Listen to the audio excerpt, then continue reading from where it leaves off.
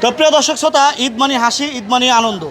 এই ঈদে আমরা এই বোনটির পুরো পরিবারের জন্য শপিং করে দিয়েছি এবং আমরা এই বোনটির পাশে থাকব। এই বোনটি প্রতিষ্ঠিত না হওয়া পর্যন্ত এই বোনটির পাশে থাকব। বোন, আপনি প্রতিষ্ঠিত না হওয়া পর্যন্ত আপনার পাশে আমরা থাকব। এই কথাটা শুনে আপনার কাছে কেমন লাগছে?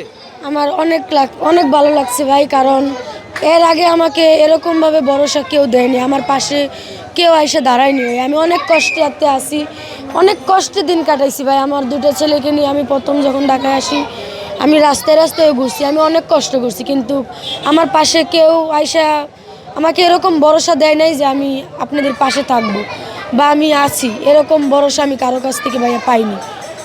ইনশাল্লাহ এবার আমরা আছি আপনার পাশে। আপনার ঈদের আরও কিছু কেনাকাটা বাকি আছে, যেমন সেমাই, চিনি, গরুর মাংস, এগুলো কিনে বাকি আছে, এগুলো পর্যন্ত আমরা থাকবো।